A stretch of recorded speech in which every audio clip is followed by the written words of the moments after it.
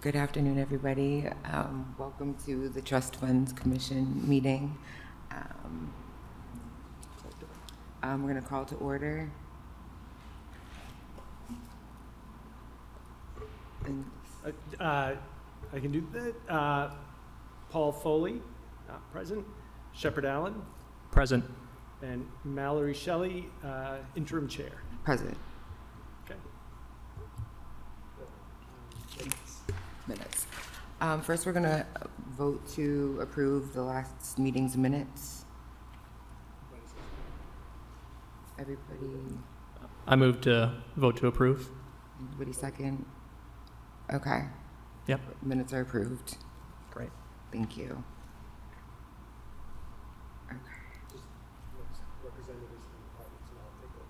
Okay. Next, we'll have the representatives from a few departments come up, and we'll start there. Thank you, Madam Chair. We have two, let me start by saying this comes from conversations that the Trust Fund Commission has had over the last number of months, looking at the various trusts and their utilization. As you know, the trusts were bequeathed to the city for certain purposes. Many of them relate to public health and health and human services. Originally provided to Worcester City Hospital and then taken over and transformed as municipal trusts specifically, but going to that same purpose per court order. But then a number of the trusts are related to individual bequeathments for different types of issues at the city. Education is big, parks and recreation is big. Some relate to kind of general services within the city. So we have invited representatives from Health and Human Services, and we have here Tamara Lundy, the Director of Public Health, and also Parks, Recreation, and Hope Cemetery, and Commissioner Rob Antonelli is here for Parks. We had invited Public Works, but they actually have a very small number of trusts that relate to them. When Parks was under Public Works, it was a much bigger portfolio. Now it's quite small, but Commissioner Westerling was called away at the last minute and isn't able to join us. We did not invite the Worcester Public Schools folks to join us, only because theirs are very specific towards scholarships, and they bring them in every year. They know which ones are available for which purposes, so they're kind of very engaged and involved in the activity of the trust. And so what I'd like to propose is that Tamara Lundy join us here at the table, and she can give you just an overview of where public health is, what it's looking to do broadly, and then you'll see as you look at the handout, which just indicates the various trusts and their amounts of funding, Health and Human Services and Public Health really includes all of Group 1, which is the first page, all of Group 2, which is the second page, all of Group 3, which is focused on maternal health. Am I getting those in the right order? All of Group 4, purchasing materials for public health, and then there are certain trusts under Group 5, not the school trust funds, but the various trust funds that relate to public health. This is one that Director Lundy is relatively new to her position, but public health has not really utilized these funds to the level that we'd like to have it done over the past years. And so she's made a concerted effort to kind of get engaged, look at what resources are out there, and think about where we go from here as it relates to these bequeathments. Okay, thank you, and nice to have you here. Thank you. A pleasure to be here. And through the chair, sorry, Commissioner Alex Arriaga, Interim Commissioner Alex Arriaga is joining us as well. Okay. Hi.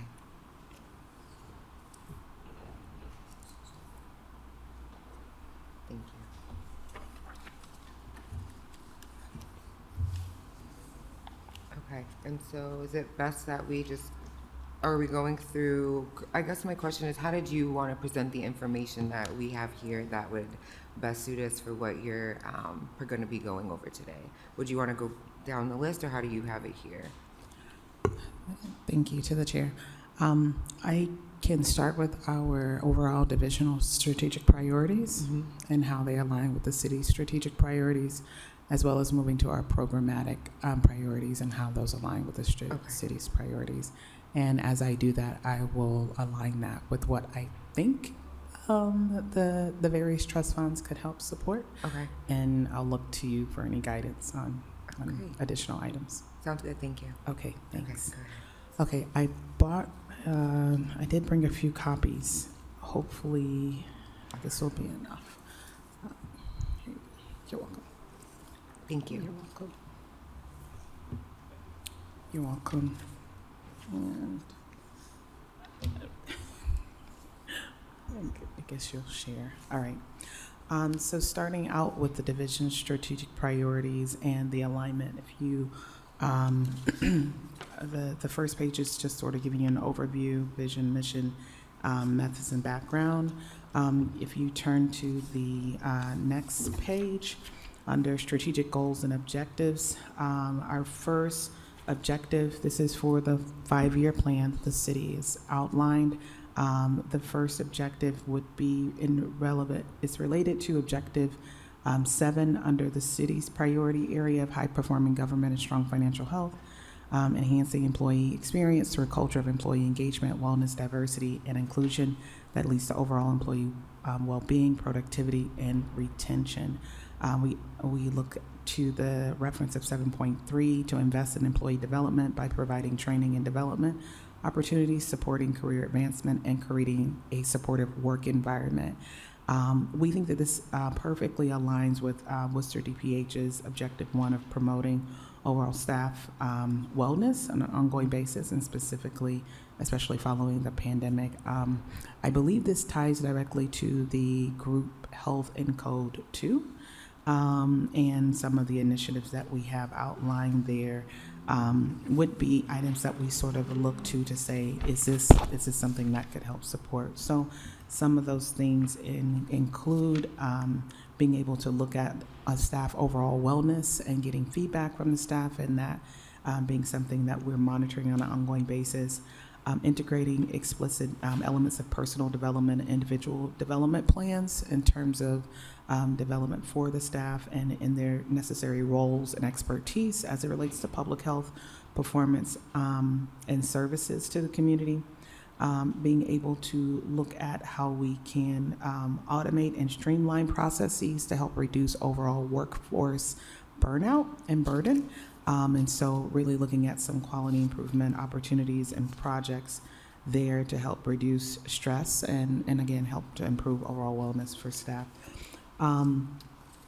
The next goal that we have under our strategic priority relates to objective number 3, and 3.2 is the reference that we are making for these strategic overall priorities. Building training program that includes access to leadership and career coaches for both entry-level staff and experienced hires that will aid in talent development, specifically in the areas of management and interpersonal skills.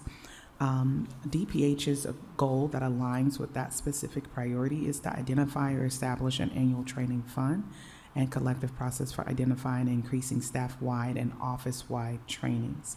And I won't go through all of the initiatives, but you can see there we have our initiatives, the measures that we're looking to track and defining those initiatives, our timeline for each of those measures, and then the outcome status for each of those. So really being able to look at how do we create an overall development plan that can be supported, understanding that there are some trainings we have access to that are free at the state level and the local level. There are some trainings that are not free and they have a cost associated with it. So how are we looking at each of the staff type, their requirements, their credentials, licensing, as well as the overall sort of development to help support and move the division's plan forward and what those trainings look like, i.e. Project management, quality improvement trainings, things of that nature. So really creating a comprehensive plan that we can put into place and being able to sort of plug in the holes where funding is needed. Let me know if I'm going too fast, if this is all okay, aligning. Works for me. Okay, perfect. So the next objective that we looked at for the overall strategic City of Worcester strategic plan was objective number 1 in developing and maintaining a public health and safety infrastructure that is responsive to community needs and builds trust and cooperation.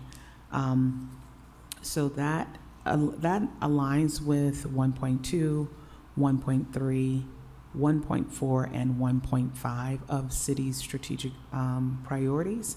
I won't read all of them for the sake of time, but our objective for DPH is to grow the data collection, analytics, and innovation capacity of the division to meet increasing mandated health services and divisional management needs, better positioning the division for future public health innovative opportunities and potential threats. I know that's a mouthful, but essentially this is a lot of the work that our data research, epidemiology and innovation office is doing.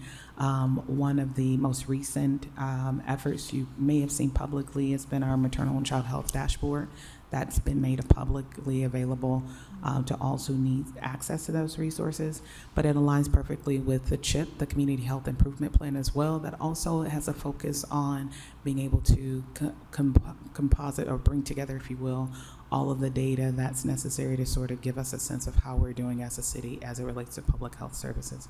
So we have been building out data dashboards through an application called My Sidewalk, as well as utilizing Power BI internally to help build out those data dashboards to track how we're doing on each of our measures, but also to look at the overall health of the community. So looking at some key health indicators.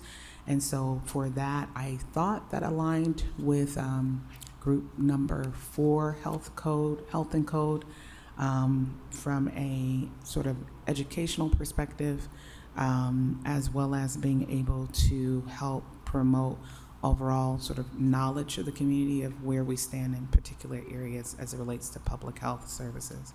I think the group 4 health and code also references being able to purchase and supply items like computer, software, materials, equipment, being able to pay for those types of programs like My Sidewalk or Power BI, and even helping to develop ways in which we can continue to push that information out to the public, so that they remain aware and educated of any potential items that are imported. The next objective we have outlined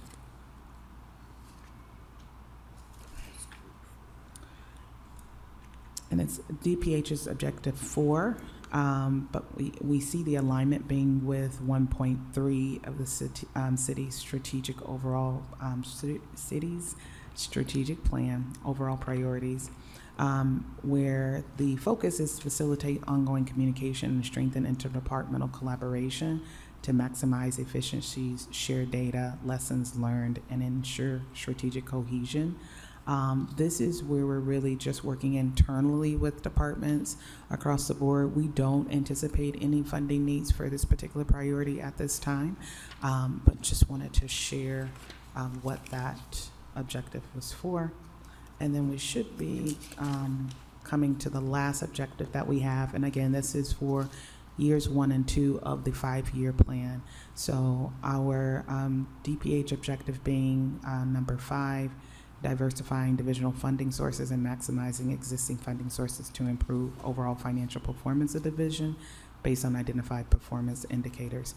We, again, do not at this time anticipate any need for that particular objective, but I thought it was important to highlight it for the committee to understand that we actually have been doing a lot of work internally on understanding what opportunities we have for funding and to support our overall mission.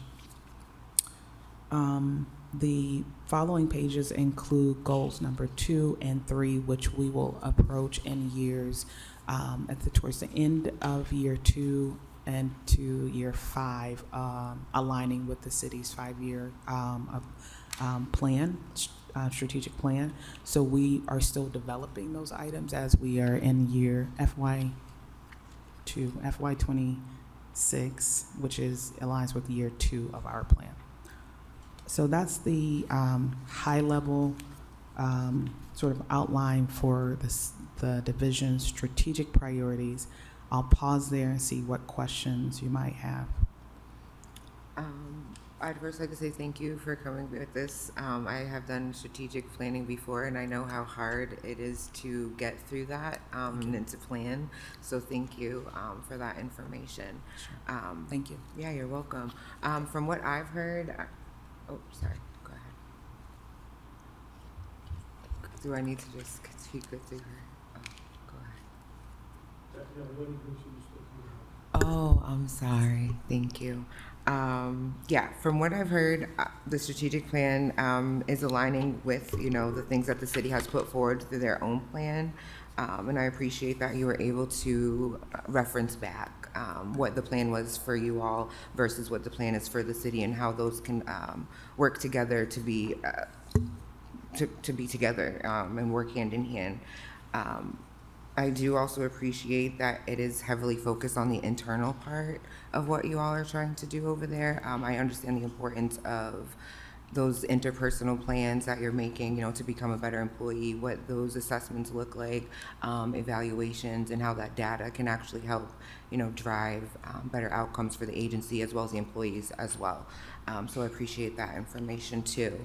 I don't have any questions. I don't know if any of my other colleagues here have any questions. No, this is really, really fantastic. Thanks for the thoroughness, right? That helps a lot. I guess, and pardon if I don't know, but is there a specific dollar amount for these programs that you are looking for, or is there something that would be more clear? And I don't know if that's a different time or place. Just wanted to make sure. Through the chair, exactly. They have come forward with a request from one of the trusts. We're scheduling, in fact, at the end of this meeting, we're looking to schedule a meeting for either December or January to have a vote on that request. And that's where I think we'll have Bartholomew come in and give you an overview of the kind of overall status of the kind of the trust, the allocations and the like. But this meeting was intentionally scheduled to be more informational as opposed to a voting meeting, but they have come forward with a request that we'll be bringing to the next meeting. Great, thank you for that clarity. Yeah, then no questions at this time. Okay, thank you. Okay. I don't have any further questions at this time. Okay. I don't have any questions at this time. And through the chair, thank you. As mentioned, I think DPH and HHS is doing a really good job of trying to explore what these trusts offer, how these resources could be allocated, and thinking about kind of a long-term plan for their use. And these are probably the most robust of all of the trusts that the Trust Fund Commission oversees, because they really came from the Worcester City Hospital and the funds that were given by people who experienced the services of the Worcester City Hospital, or families of people who gave who experienced Worcester City Hospital and believed the importance of public health. And so it's a great purpose and use for these funds, and one that really hasn't been capitalized on sufficiently over the years. So we're happy to have them at the table. Yes, thank you. Thank you. Did you have any questions for us?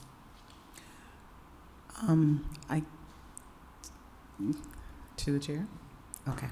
To the chairs, I would like to know, as a result of this meeting today, for the upcoming meeting that will be planned, will additional requests be taken?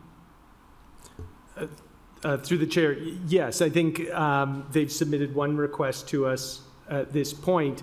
If there are other requests, if the committee is open to it, they'll be meeting, they'll have a vote. So other requests could be brought forward at that time as well. To the chair, thank you. Welcome, thank you. All right, and if that's all for us, thank you for coming today. Appreciate it. You're welcome. Thank you, Madam Chair. So the next department represented is the Department of Parks, Recreation, and Hope Cemetery. Rob Antonelli, Commissioner. As mentioned, this is also a fairly large focus of various trusts. This is a new department in the sense that it is new this year as an independent department. It was part of Public Works and Parks, but it's one that has a significant workload, a lot of responsibility related to not just the construction and design, but then the management and operations of the parks. And so, especially if you look at Group 5 various on your sheet, which is the last page, you'll see the various trusts that are focused on parks as well as Hope Cemetery and various memorials. Memorials also generally fall under the Parks Department. Thank you. Good afternoon, Mr. Antonelli. How are you? I'm well, thank you very much. Nice to have you here today. Thank you. Okay, so we're going to be going over the Parks, Recreation, and Cemeteries. Just a little bit of background information on maybe the department and maybe what you have come here today to express, what we can allocate some of these trust funds for. Great. So the Department of Parks, Recreation, Cemetery was once its own department. In 2004, due to major budget cuts in the city of Worcester, we were merged with the Department of Public Works, and we became the Department of Public Works and Parks. Then, as of July 1 this year, we were then separated again into two separate organizations, both run by a commissioner. So myself and Commissioner Westerling on that side of it. So for 20 years, we were somewhat of a combined unit where a lot of what I did or what Parks did was still relatively separate, but it just made, personally, it made sense to make us a department again just because of the recognition on the park side and the importance of parks in quality of life and of the city of Worcester and its residents. So in general, I run parks, 62 parks, 1,400 acres, Hope Cemetery, which is 160 acres, Forestry Division, which is about 22 to 23,000 street trees in the city of Worcester, Green Hill Golf Course, capital projects, somewhere 8 to 13, $14 million a year in capital projects, and then the recreational programming, which is, mostly geared towards summer activities such as aquatics and that kind of piece. And then we support youth opportunities with their summer programming as well. So they use 5 of our public parks for their operation as well. So combination on that end as well. So overall, our overall budget, if you count everything, is somewhere in that $11 to $12 million range. I'm lucky enough to have the Worcester Auditorium still too. So hoping to move that one forward with some renovation projects at some point, but just one of the other items that we as a department manage and maintain and take care of. So with that being said, there's a number of items here. So the Livingston and Davis item in there. So that tower no longer exists. It was removed well before my time here. So I've been with the city of Worcester 28 years. So that has been gone for a while. There is a monument plaque that's there that we put in early 2000s or so that sort of talks about the old tower and how it connected with Bancroft Tower and that interaction on that end of it. But with the specific language that I see here, that tower is no longer there.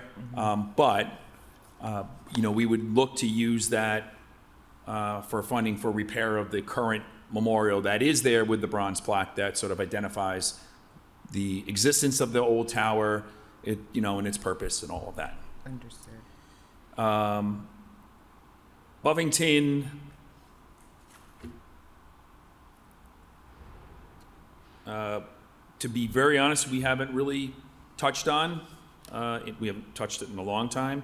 One of the items that we've been talking about internally is maybe looking to work with the Cultural Affairs Office for something, summer event kind of thing on the Common or, at a Elm Park or something along those lines, or work with Park Spirit on an event at Elm Park or something along those lines. So there is some thought process to it, just nothing's happened for a while on that one.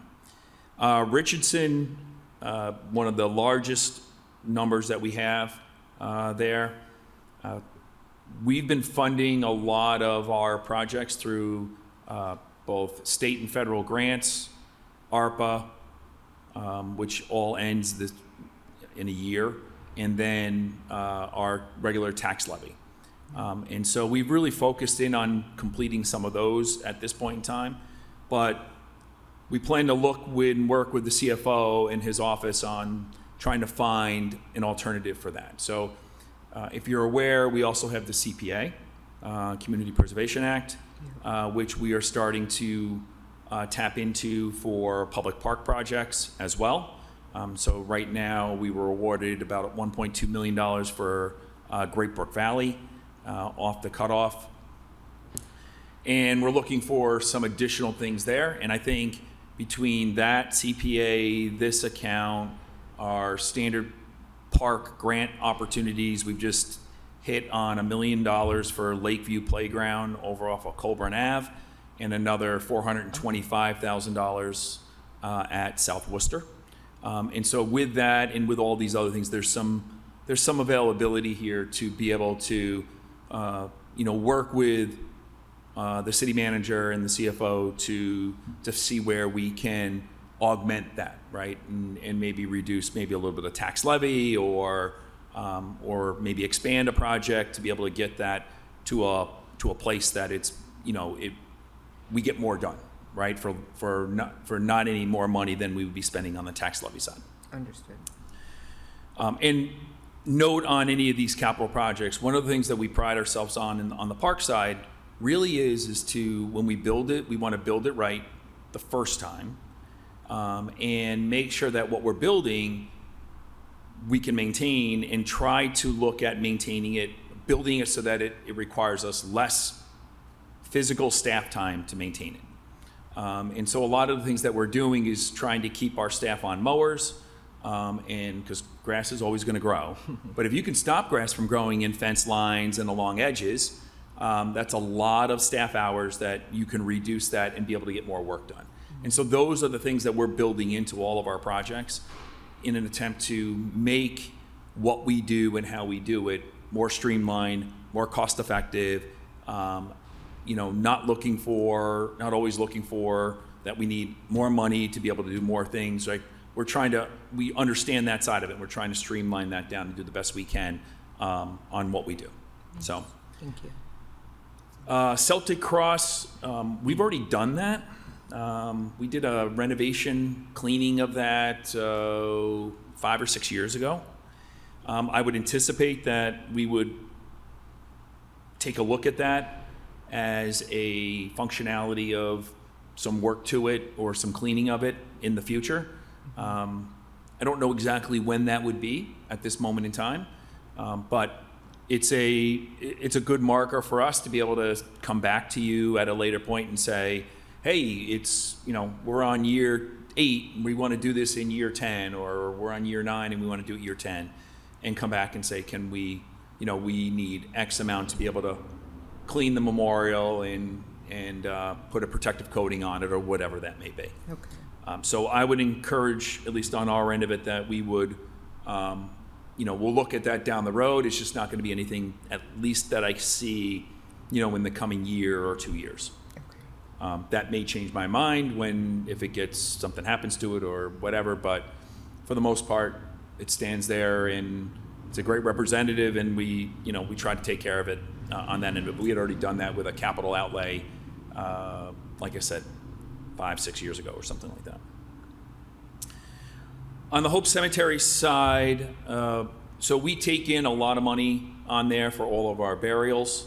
And so a portion of our burials goes to, when you sell a lot, goes to lot sales, and then the other portion goes to perpetual care.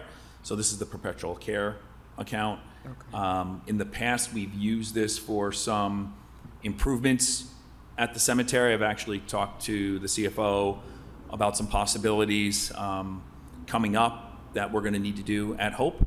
I don't have anything solid yet. We're still working through some of that.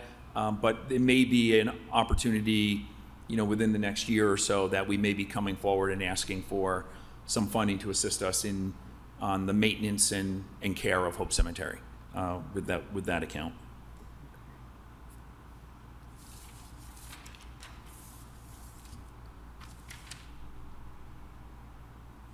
Veterans Memorial Fund. So this is a building that I think the CFO and I may need to talk about. I don't know if that's goes to the Worcester Aud, or it's no longer GAR. GAR is a separate item down below when we sold that building. But that one would be up for discussions of some point to make some determinations on where that would, because we don't really have a building for that purpose except for the Worcester Auditorium. Okay. So I think there's some more discussion on that one. Veterans Memorial Fund, okay. Burnside.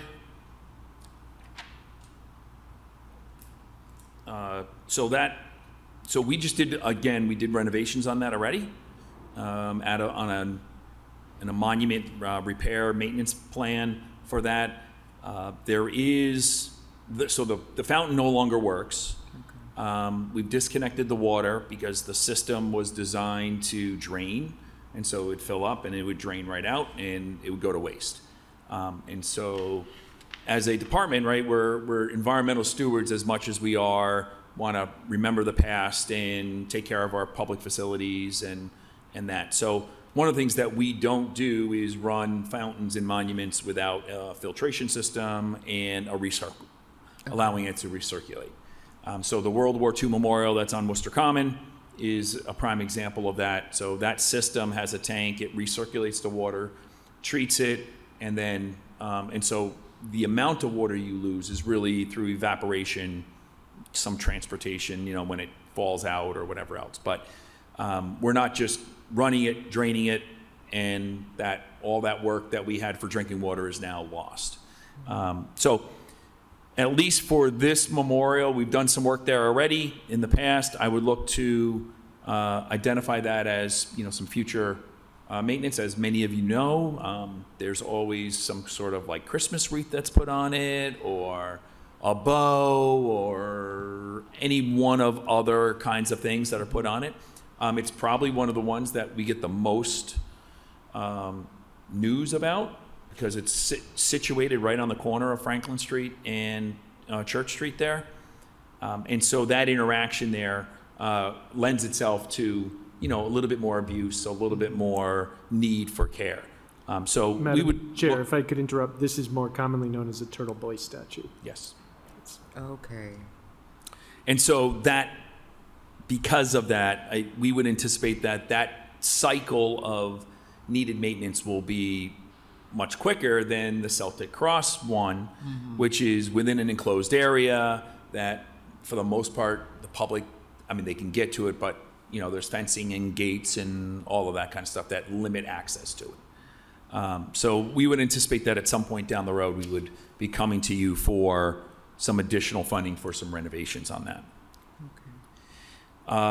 Horror Memorial, not a lot there, but we've already done a renovation of the Horror Memorial, sitting over here on the front street side of City Hall. And so, again, we'd be looking to do that at a later point in time. Quinsigamon Bridge, that one to the CFO, I don't have much knowledge of on mine either. That may be an item where we discuss with Commissioner Westerling on that one. Drinking fountains. So we don't do a lot of drinking fountains that are sort of out in the public world because, to be very honest, they can be gross. And with birds and animals and what drops on them and everything else, and trying to keep them clean is I never thought of that. problematic. We do have them in our facilities, like our spray parks, our pool. We're actually trying out as a pilot program this year 2 units at 2 of our dog parks, one at Beaver Brook and one at Vernon Hill.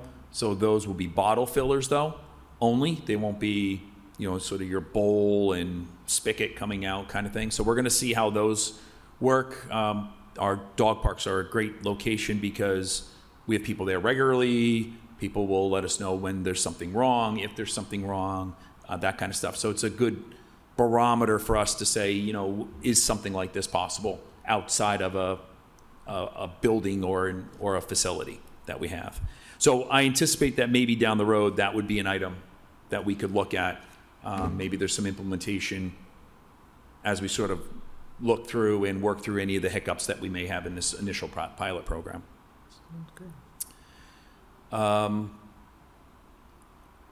Flag fund, for the most part, now that I know we have it, I'll send something in.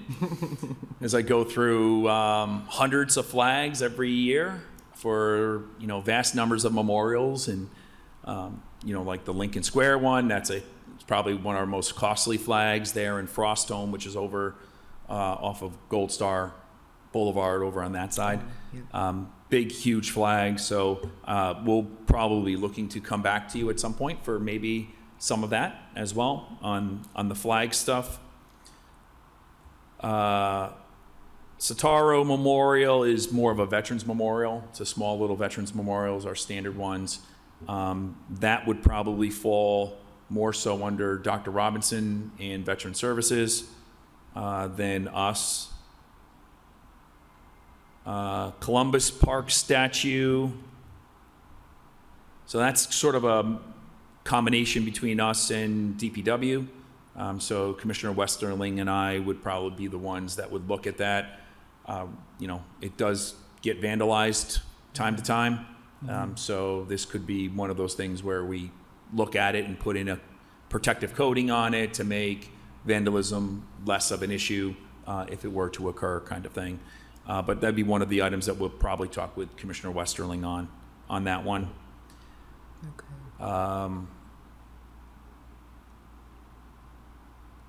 Another Veterans Memorial Square.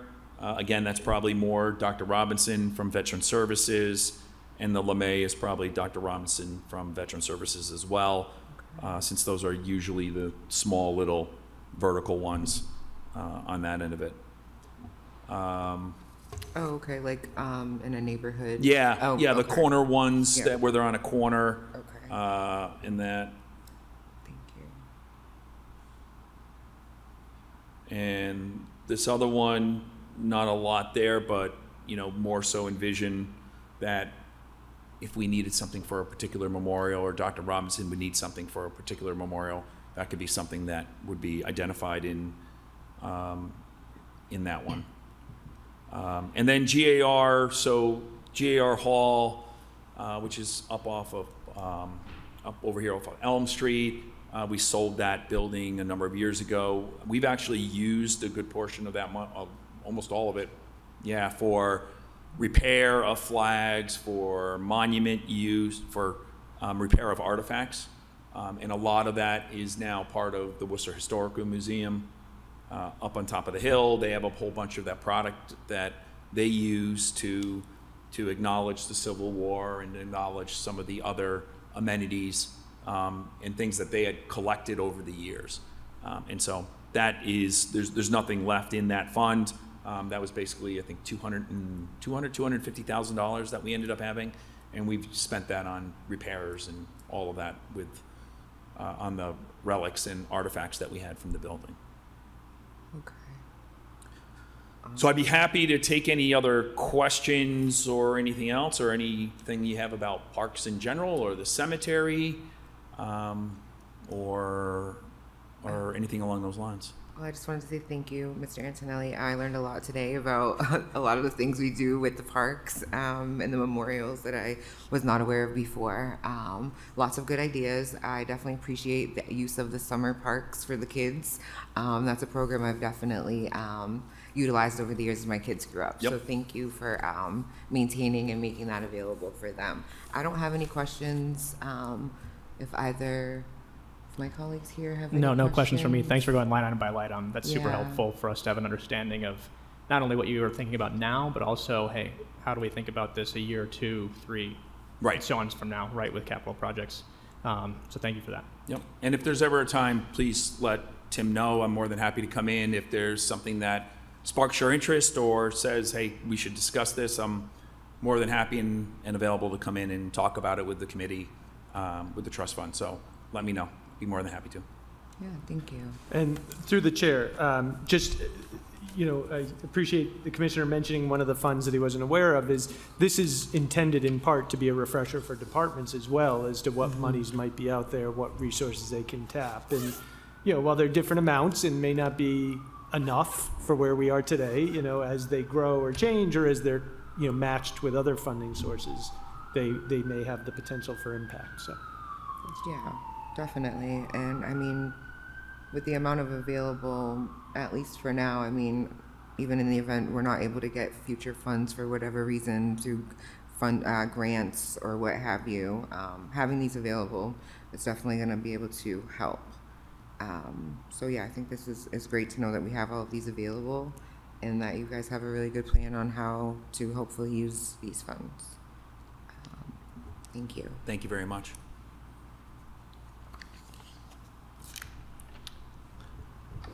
So, Madam Chair, unless the two of you would like to just talk about potential, I think, it's really to get the idea into the department's minds, give you a refresher on where departments might be acting or thinking of going in the future. And we could close the meeting, and what I'd like to do after is just set a date for the next meeting, but we'll then notify departments to make sure if there's any votes out there, and we'll bring in Bartholomew for an update to the trustees about where we stand.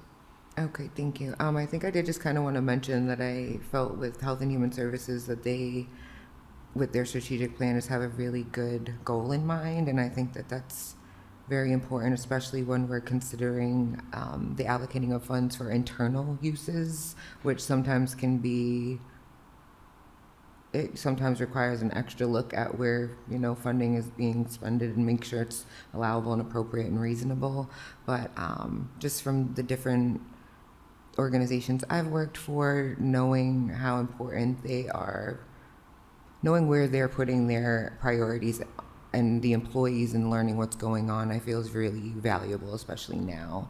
Retention is really important. And I think as long as they are, and maybe we can go down the line similar to parks at the next meeting, or maybe would we do that before to understand?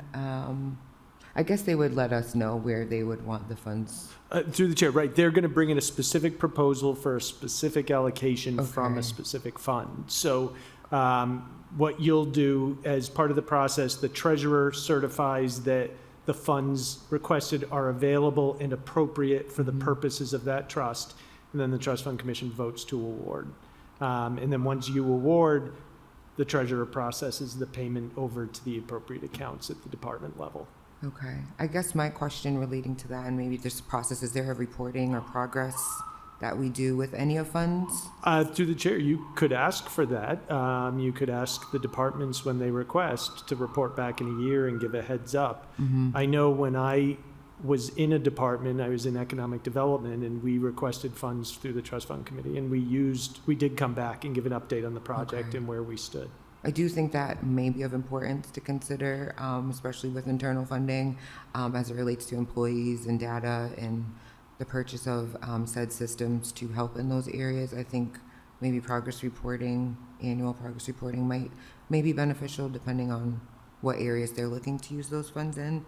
I think Parks has a clear set of how they intend to use the funds, which I think is great from an initial standpoint, to just learn more about those funds. Yeah, I didn't have any other questions or comments, but this was really useful to see exactly what, the funds would be going to and what that transparency looks like. So thank you. Thank you, everybody. Okay, I think that's it for me. So I think we can adjourn the meeting. Motion to adjourn the meeting. Yeah, second. Okay, thank you. We're all set. Have a great afternoon, everybody.